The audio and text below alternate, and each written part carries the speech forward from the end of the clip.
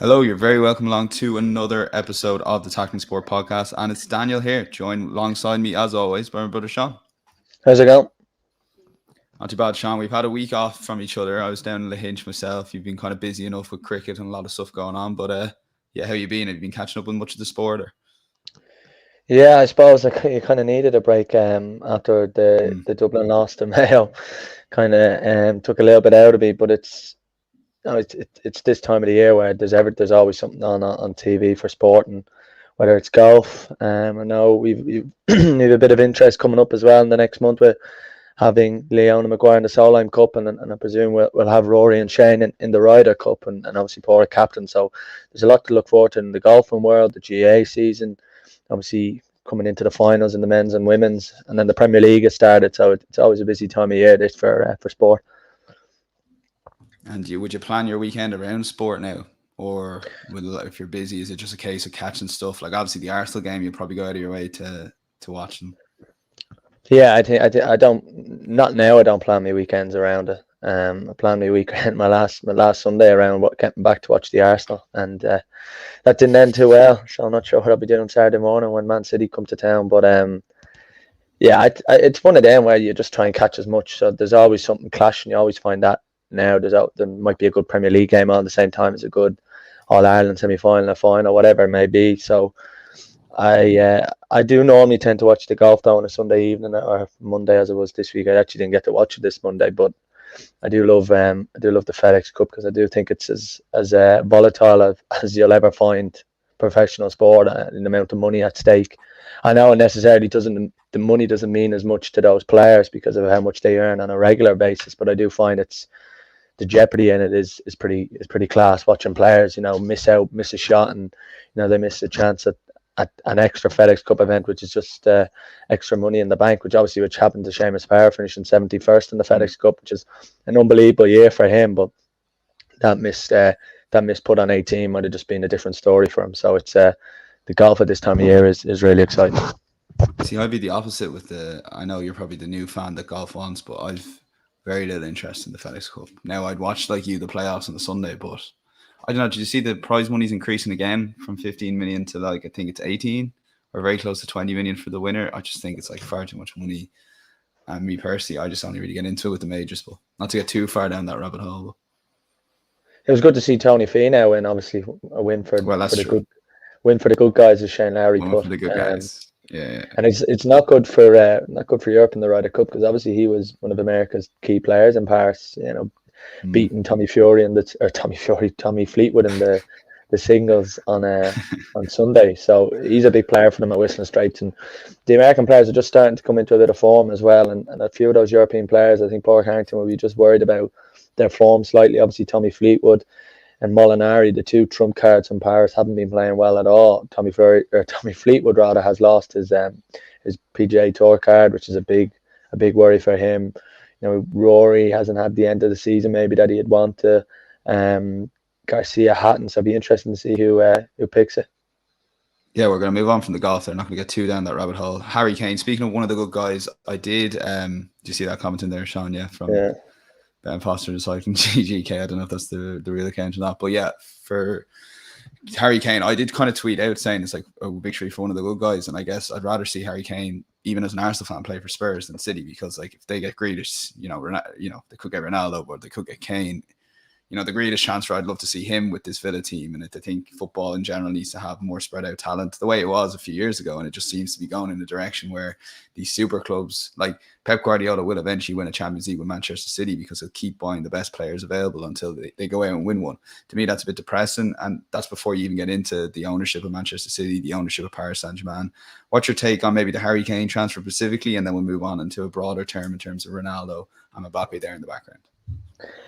Yeah, the Harry Kane one, he hasn't done himself any favours. I think this could have been sorted out weeks and months ago. But it's one of them now where he's going to have to knuckle down because he's a very personally driven footballer who worries a lot about how he's doing. So he'll want to get back into the Tottenham team and start scoring lots of goals and ultimately take Alan Shearer's record off him. So he's still on a 6-year contract from 2018, so he still has a couple of years left on that contract. There is talk, I see a comment in here that he's apparently going to sign a new deal for mega bucks, which I wouldn't believe personally, unless he's been promised the earth, moon and sun by Daniel Levy. But it's just been the person it's a lot of difficulty on Nuno Espirito Santo. The thing with Nuno is he's just added a different dimension in there, and you forget how many good players they've had. And Tottenham have had a really good window, and the fact that they've strengthened and they haven't weakened by keeping the likes of Kane, Son, and you forget how good a footballer Dele Alli was, prior to this Mourinho kind of what he did to Luke Shaw and the talking down, and that I think is one of the legacies of Mourinho. When Mourinho leaves your club and you look at the players that come back in again, you forget how good they were. So, someone like Luke Shaw's form at the moment under Ole Gunnar Solskjaer is a prime example of that. Dele Alli starting the season in good form again. So it is an interesting one that Tottenham, I would say, have had a decent transfer window now that Kane has committed his future at least to this summer. So there is a long way to go. I think if Man City or whoever, Man United, are having a really bad Christmas and they lose a few games and they're a few points off the title, then they might come in with an improved offer for Daniel Levy, and whether Tottenham will take the money then, it's just an interesting dynamic. But it's been, for the England captain, it's been a mad few months since the Euros and the Gary Neville interview. It all stemmed from that interview Gary Neville and Harry Kane did. That's when it really. You'd a big problem with that. You'd had a big problem with that at the time, didn't you? And it did seem like he kind of doubled down on it a bit. I think, the guardian and savior of football, I saw he got a serious amount of abuse based on his Monday night football performance in terms of wanting Harry Kane and splashing out, go get Kane and all this. And I don't know, I think the club owner and Salford and the ruthless streak in him kind of comes out a bit, and it's a part of him.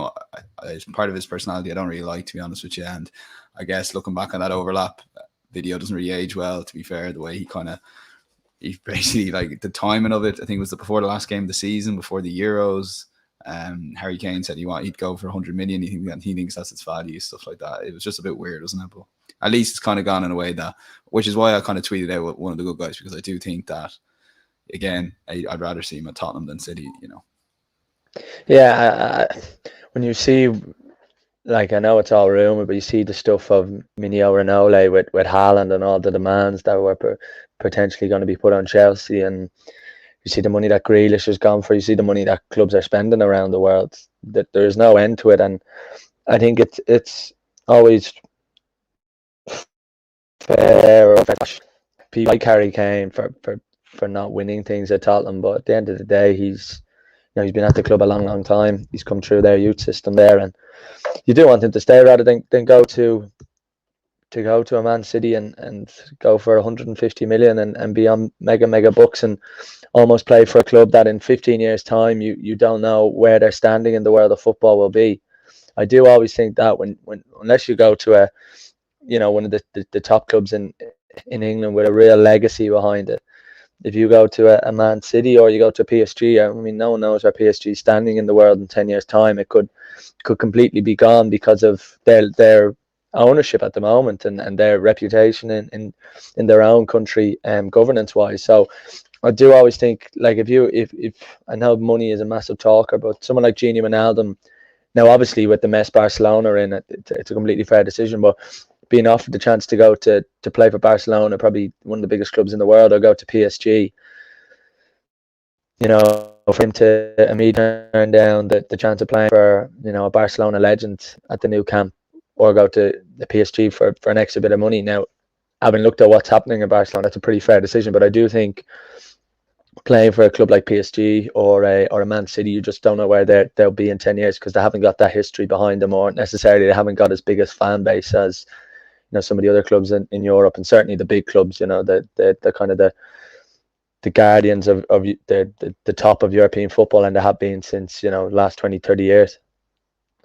Comment from Vic Maloney, and I think it's a very good question on the Kane thing. In as short as possible, Sean, was it the right decision by Levy? Spurs could have done a lot with the 150 million, and after watching the first 2 games, short sample, I did kind of come around to the idea that potentially they could survive without him, and then 150 million. But then on the other hand, you see what they did to the Gareth Bale money. There's no guarantee you're going to replace these amazing players.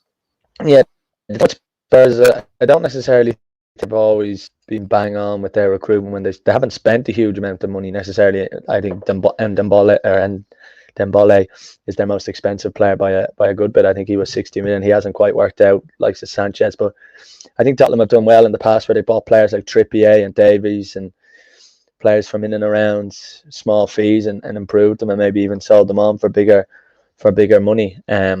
I think so. The idea of Tottenham having 150 million, I don't know how many top players they would have got considering they're in the Conference League as well. So his money, his value, unless it gets to an extra amount, an extra extreme of money, I don't think would have sold for 150 million. And I don't think wouldn't disagree with Levy keeping him, because if he gets goals and he puts them back into the Europa League and then the Champions League, and Tottenham sell him for 125 million, 100 million next season, they could buy better players based on the fact they're playing in the Champions League and they're a club in London. But at the moment, the Conference League, I don't think it's helping them. So I think they've got to keep Harry Kane and hope his goals fire them back up towards the top, because in Nuno, they've got a really good manager who's been in English football a while now, knows how to get the job done, albeit had a really good squad in the Championship.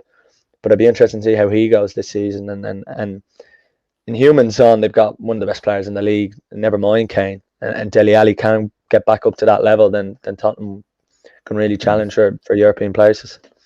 Yeah, I wouldn't mind revising my 9th position with Tottenham. That was on the basis of Kane leaving, but I'm going to have to stick with it. I know James isn't too happy in the comments there, and he kind of makes a good point that 150 million, there's no guarantee you're going to replace those games or those goals and assists. Quick on the Ronaldo Mbappe, you kind of covered it in terms of PSG, but I guess on that kind of topic, Mbappe is looking for maybe some sort of legacy. Like if he does become the main man of Real Madrid and kind of brings them back to winning Champions Leagues and La Ligas again, you got to look at Mbappe then in a different legacy, because with always Mbappe, despite the fact he is the best player in the world, he is playing for PSG, and it's never like, I don't know, like we don't really see his league games just the way it is. Like I know with La Liga, you wouldn't really see them as much either, but there's definitely a bigger club, Real Madrid, Barcelona, the history, like you said.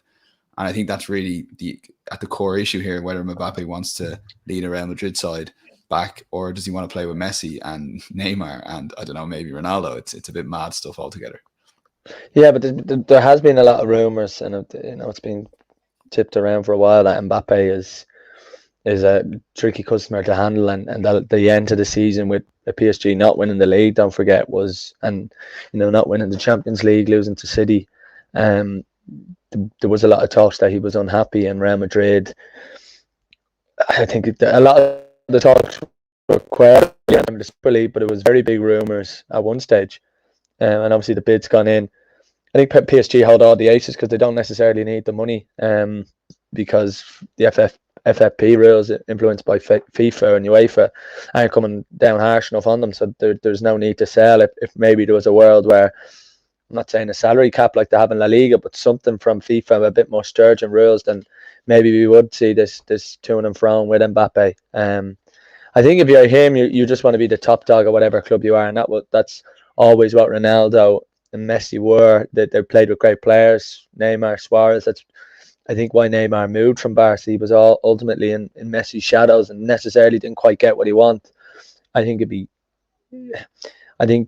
think we'll see him go this summer, because I think PSG, like I said, I've said for a while, are kind of built towards having the World Cup in Qatar and having the best team in the world in their own grasps with PSG, and having, the Galacticos of Real Madrid of 20 years ago at their disposal. So I don't think we'll see him leave in the short term, but definitely if they don't win the Champions League, I think he's gone. He's only got, I think, 4 or 5 months on his contract left, or something. No, a year, but in 6 months he can talk. Yeah, the usual stuff. So he hasn't got a lot left to do. So it's definitely happening in a while. Yeah, isn't it? It's just whether Carlo Ancelotti will still be there and be the Real Madrid manager would be interesting to see. But it's definitely one to keep an eye on. And the fact that you forget all this money that PSG had, they didn't actually win Ligue 1 last year, and Leo. That's probably not been said enough, isn't it? Like Poch went there and didn't win the league, and So there definitely is a lot of things happening in the background, but yeah, I think we'll see Mbappe stay for the year. Come here. I was a guardian of Pep Guardiola for years and years and years, and to throw maybe a curveball at you, I don't know. I've kind of gone off this, like, any player he ever wanted, he got. Kane aside maybe, but like if he wanted the fullbacks, he got his fullbacks. He wanted this new centre back because he couldn't coach his current defenders. He got it. When he bought a goalkeeper, he got it. Didn't like him, so basically got an Ederson, who obviously ended up being an amazing goalkeeper. But it just seems that whatever he gets in any other club, he gets, like with Barcelona, Bayern Munich, and Man City. But I don't know, with Manchester City, I think people in England probably haven't given him the credit he feels he deserves. But on reflection, like, the chap spends more money than anyone else. City get it whoever they want. He's got everything going for him in that club. And I understand the Champions League's a knockout competition, but he still has not won a Champions League without Lionel Messi. I think it's absolutely extraordinary, isn't it? Yeah, it's definitely something. I know this is opinion I used to completely disagree with, but I'm starting to come around to this. This chap needs to get going. And just the last thing before you come in, it's just like, he'll get the players he needs until he wins it, and that's what's going to happen. He'll win it in the next 2 or 3 years, guaranteed, before he leaves City in 23, I think. Yeah, the thing is with that, he definitely underachieved with the Munich team he had, no doubt about it. With the City team in the first couple of years, I mean, they necessarily weren't the force they were when he took over. I mean, I think they were fourth in his first year after Pellegrini was there. They weren't necessarily the best squad in the league, but he's brought total dominance to the Premier League, really, by that 1 year with Liverpool winning. The Champions League, and the thing with Pep Guardiola is it's always been labelled, and I think we've mentioned it here, that maybe does he overthink it, does he overcomplicate it, and we have seen that at times. And the thing with City is it's 3 or 4 knockout games you have to win to get there, and there always seems to be a bit of a hurdle. The Tottenham game, with the Sterling goal, everything like that happened, was that 2 or 3 years ago? The Liverpool loss. So there has been some really bitter endings to his Champions League runs with City. I do think that's why he's still there, and that's why he hasn't left, because normally Pep Guardiola doesn't like to stay too long. He had the sabbatical after Barcelona and Bayern Munich, so he does value his life outside of football. The thing with him, the reason I think he's still there is I think this is his best chance at winning the Champions League with the squad he's assembled, with the players he has, with the financial backing he has as well. So I think I'm not sure if it's a case of now or never with him, obviously, because there's so much demand for him when he doesn't leave Man City where he goes. But I think he's got unfinished business at City. They haven't won a Champions League, so I do think he's hanging around for that. And I think his contract ends in 2 or 3 years, and if he stays to that contract, he'll have been at Man City 6 or 7 years, which is not like Pep Guardiola. Yeah, everyone was told when he came to the Premier League that he won't hang around for a while. So I think he is hanging around for that Champions League, and he thinks Man City's his best chance of winning it. Yeah, he's probably, as I said, like, he's got everything going for him. City, the club's built around Pep Guardiola for years before he came, so I can't see him leaving until at least that 2023, although the reports are that he probably will. So he's probably got 2 seasons left to win that Champions League, and look, it'll be make a massive difference on his legacy, whether he does or not. Quick word on Shamrock Rovers. Any chance to give them any chance tonight, Sean, at all? In the Europa League before we move on to Premier League?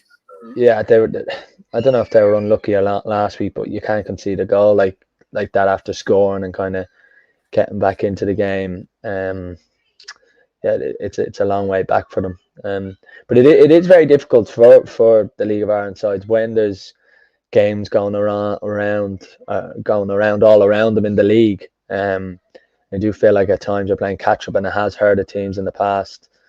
Playing in Europe and struggles in the league. Happened with Dundalk for a year, happened with Cork as well, and Rovers, I'm sure, will have one eye on retaining the league title again. But I think they're going to struggle tonight. It's just that goal, that 4th goal for Tyrone when I killed it. So I think it's a long way back for them. Absolutely, yeah. So we'll move on to the Premier League. Sean, any kind of takes from the first couple of weeks? Any teams that have surprised you? Where are you at with the Premier League? I presume you've been watching bits of it, like. Yeah, I have. One team that stood out, I think, is Everton. I think we all said Everton needed to get off to a decent start. And I wasn't watching their first game of the season, but when I saw they're 1-0 down, I immediately thought, oh, Everton are in trouble. This could be the biggest disaster in Everton's history, appointing a Liverpool legend. But that win was a massive win, and their signings, who were very unassuming signings, Townsend, Gray, they're very Everton players, if you know what I mean. You know, your Stephen Pienaars and guys like this who just do a 6 or 7 out of 10, and then they produce that moment. And the one thing with Townsend and Gray is they're out and out wingers. There probably isn't a lot of them anymore. And if any club needs them, it's probably Everton with Calvert-Lewin, and everything in Everton Football Club is kind of centred around that striker that they've always had.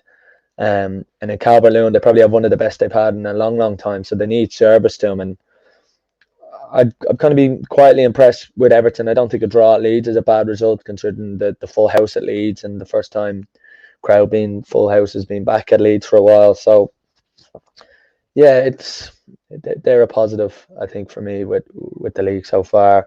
Obviously, Brighton, again, another team you always think have to start well, because if they don't necessarily win games that they shouldn't, if you know what I mean. They'll lose games that they should win, but they don't win games they should lose. So that's never a good recipe for trying to keep and stay in the division. So they've started well, and obviously brilliant to see Shane Duffy there. And it'll be interesting to see how Stephen Kenny manages him in the international break, which is upon us in a week or so. Yeah, so there is a little bit going on. I'd be slightly worried about Wolves as well. I thought they'd have a good season under Leg, and just a little bit disappointing from them so far. 2 1-goal losses. You know, we've seen that before with Sheffield United, how difficult that is to rectify when you're losing games by the odd goal. But there's been a lot happening in the Premier League so far, and I think we're in for a big title race this season. I really do. Liverpool again have started well. City look good against Norwich.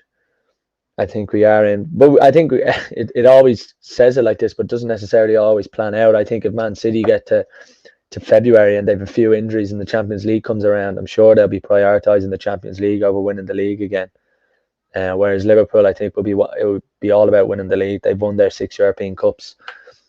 I think it's about winning the league again for Liverpool, and showing that not that it was a fluke because they won the Champions League as well, but showing that they can get back. And if Klopp does do it, I think it'll be an incredible achievement, kind of rebuilding that Liverpool side. Now, they haven't had to do too much rebuilding. Only the likes of Ronaldo have left from the current squad, but with the injuries where they were last season, I think if Liverpool were to win the league, I think it'd be a pretty big achievement, and it'll be up there in terms of the achievements from managers we've seen in the past in the Premier League.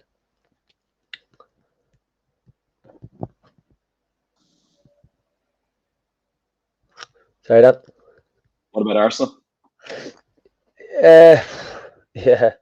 Well, it was always going to be a difficult start. I think that the Brentford game was almost set up for a barrage, and Arsenal don't have a great record in opening games of the season. They don't actually start seasons well. Man City and Chelsea, the 2 Champions League finalists from last season. City the league winners, Chelsea the Champions League winners. So was not going to be easy. I think Mikel Arteta's under a lot of pressure. I said last year I think he would have been sacked if fans were in the stadium. And I actually said that Lampard wouldn't have been sacked around that time, because if there was fans in the stadiums, because I think that would have helped. Then Chelsea fans would have supported Lampard through it, whereas then at the Emirates it would have been a toxic atmosphere if it was those I think 4 home game losses in a row without scoring a goal, or it was Leicester, Wolves, so Burnley. So I think Arteta's lucky to still be in the job. He's had a bit of money to spend. He's been unlucky, I think he has, with the likes of Aubameyang and the COVID and Ben White now. So I do think he's under a lot of pressure, because there are teams like West Ham, like Leicester, that are really chomping at the heels. And West Ham have had the feel-good factor, and I think that was a massive win, because I think if they had lost that opening game, I think you would have had a lot of people say, oh, it's the home fans. It's not they haven't had a happy stomping ground there. But for West Ham to win their first game of the season in the manner they did, with the finish they did, with everything around it, I think there's a real feel-good factor at West Ham, and they're carrying it on from last season. And David Moyes could spring a surprise now. And the thing about West Ham is they definitely look like a cup team. They definitely look like a really difficult team to beat, and they look like they have goals in them. And Ben Rama starting the season will be a bonus because they spent big money on him from Brentford. And I think if you're David Moyes, you might be targeting one of those cup competitions. Yeah, and quick on Manchester United. I watched the Leeds game. I've actually watched both their games pretty much, more or less. The Leeds United game, I thought they were brilliant. The way Greenwood was 9, Bruno was 10, Pogba off the left, Dan James off the right, and then you're looking at Sancho off the bench going, well there's their team just brings Sancho on for Dan James. McTominay, Fred, it kind of worked against Leeds. Now, I just was very surprised at the lineup they picked against Southampton. I saw the team and went, well, this isn't going to win here. Like, this isn't going to work. Managed midfield. They didn't have Greenwood playing as the 9. They had Martial playing as the 9, Greenwood off the right. And I think Greenwood is probably the man that you kind of build your season around and give him, the 20 or 30 games, because he does remind me of that Robin Van Persie. Now, I know he's very young, but I think that was a missed opportunity from Ole Gunnar Solskjaer. Now, a lot of people are saying, if United had a world-class manager, they'd be, challenging for the league title. And a lot of United fans are saying it's very lazy analysis based on the current players we have. You can play a back 5, for example, if you're Tuchel, Pep Guardiola, how's he going to play with this type of team? So where are you kind of standing with Ole Gunnar at the moment? Because for me, I'm kind of torn. I watched the first game, went, he absolutely smashed that. And already in the second game, it's just a 1-1. It doesn't make sense. United should have won the game. They only really had the Pogba chance after the equaliser, and Southampton all of a sudden, Armstrong should have won the game. What's the crack like? Is it just going to be like this all season again, where for 4 games, Ollie's a brilliant manager, and then for 2 games, you're like, why is Ollie's cost United the points? Is it just always going to be like this under Ole Gunnar Solskjaer, or can you see a way he can make that first team that he picked and bring it into the sort of thing that allows United to play better and ultimately try and challenge for a league title, which again, their squad probably should be this season? The one thing I would say is I don't think the Glazers have any intention of sacking him. I think it's the easy option with the year they've had, the 18 months, the hatred that the Man United fans have anyway. I think they were right to back Ole Gunnar with a couple of big signings. The thing with them is, I think if the Glazers were to sack Solskjaer, to sack a United legend, I think would leave a horrendous taste in the mouth of the United fans. And instead of having their attentions turned at Ole Gunnar, they'd be looking at the ownership going, right, where are we winning the league from? Who's the next manager that's going to come in? And probably the only manager out there really, I think it's someone like a Conte, and I don't necessarily think you want him at a club because his lasting damage can be a lot of deadwood players and a lot of specific players to his system and all. The thing with so Ole Gunnar is lucky in that sense. I don't think he's going to be let go of his job unless they have a catastrophic season. I think if they get Champions League football, I think that'll be enough. They have the players to compete. I really do think they have that. Certainly an attacking option. They have Fernandes, who is one of the best players in the world. Never mind the Premier League. I think we're here with Solskjaer is once we get into October, November, he has to find his best team. Whether that's Varane and Lindelof, Varane and Maguire, who's the goalkeeper is, and that's probably his biggest problem. There's still a few question marks around his best team.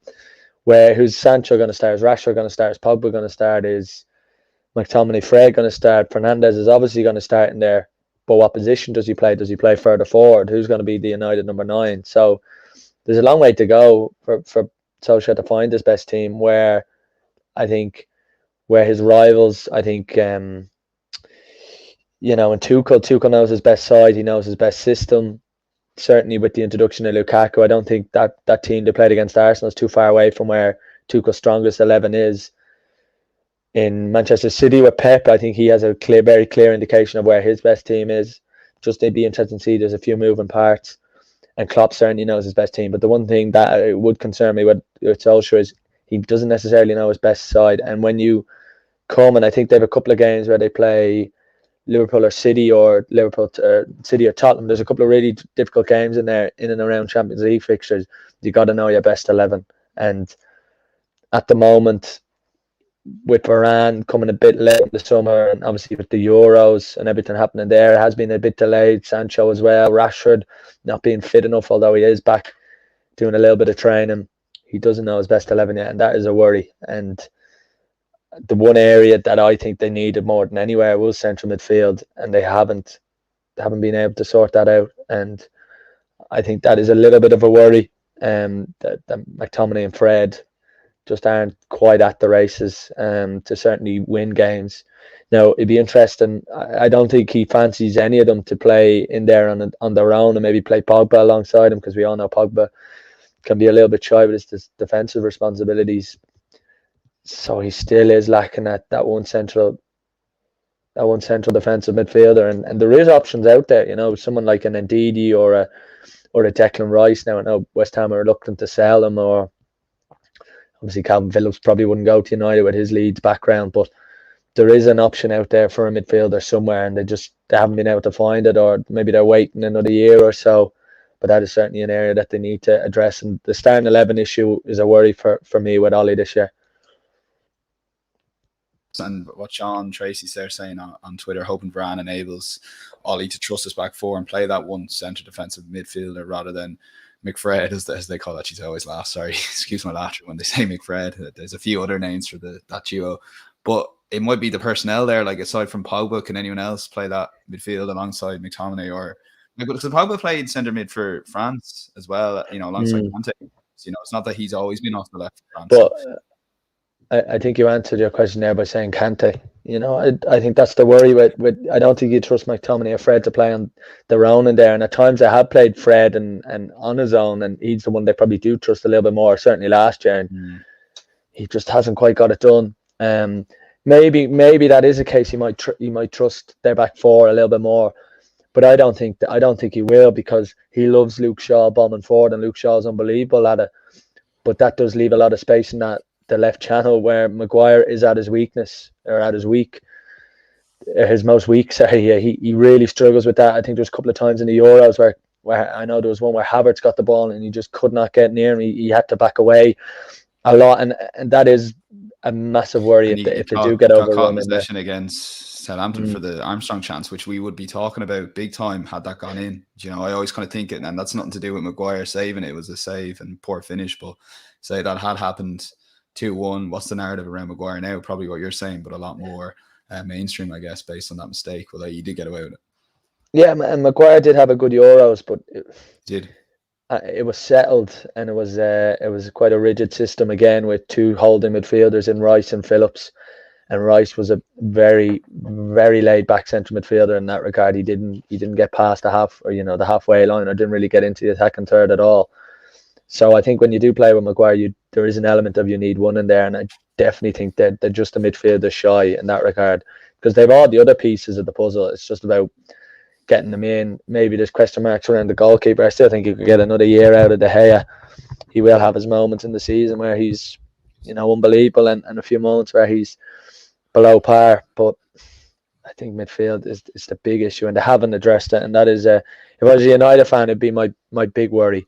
And with 5 or 6 days in the transfer market, with that result against Southampton, I'd be trying to push the button. And that's the thing with the Glazers. I mean, they have to back Ollie, and if they do back Ollie, the United fans will get behind that, because if they don't, and they hang him out to dry a little bit, and they have backed Ollie, let's not forget, but if they hang him out to dry this season, I think the United fans will go back to going after the Glazers, because it's the same with Everton. All the ownership talk around certainly the big clubs has quailed a little bit because of fans being back in the stadium, and probably happy to be back in the stadium, and money that clubs are spending. Yeah, all the top City have spent money, Chelsea have spent money, United, Arsenal. Liverpool are probably the one where Liverpool are probably the one where you'd be asking to spend a little bit more. But even still, the year they've had with Salah, Van Dijk, Robertson, Alexander-Arnold all signing long-term contracts, that's as good a signing for them. But that is the worry for United going forward, and I think they're a little bit off in that regard.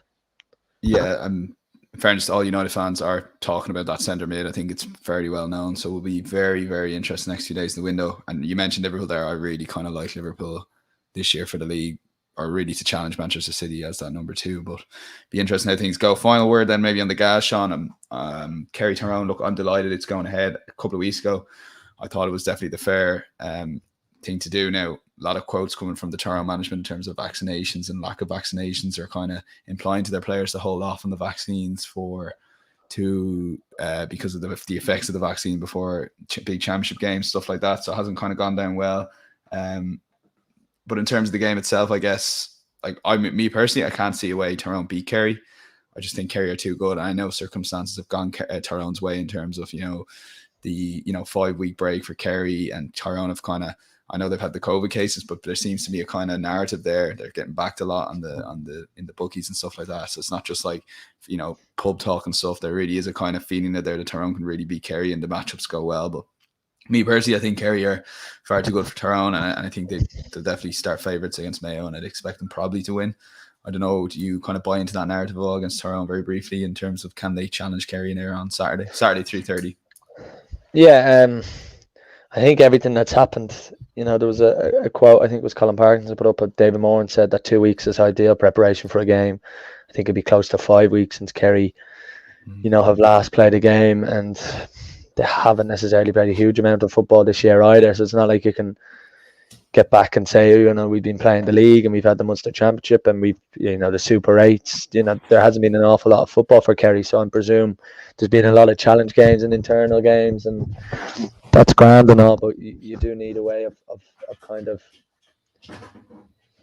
adding that competitive edge to it. And there is a lot of talk down in Kerry that, the Tyrone players have been buying for time, or the Tyrone County Board have been playing for time a little bit, and have been looking to kind of be like that in a way. So there is definitely a way for Kerry to read into that narrative slightly and become, I suppose, in tune with that.